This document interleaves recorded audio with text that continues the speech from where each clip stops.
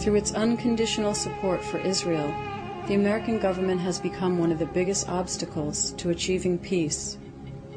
Consequently, the struggle for peace and justice in the Middle East will have to be waged here in the United States. Because the United States has primary responsibility for this.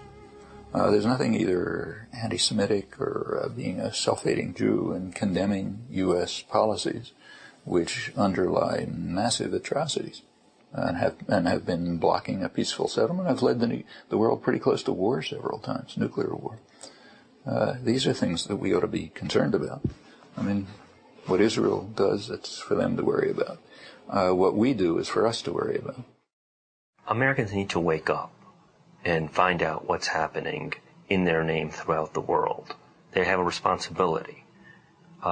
If they pretend to live in a democratic society, which is being eroded in terms of how democratic it is, to find out what your government is supporting, what it's doing overseas in your name with your tax dollars.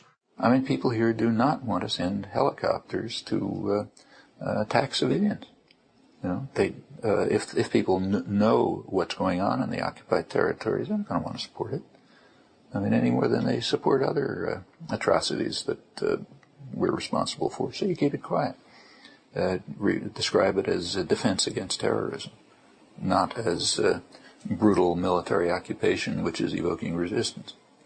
If U.S. policy shifts, the coverage will shift. The occupation doesn't serve security, and if the American public opinion will come to understand this very truth that we believe in, we hope that the administration, that the president will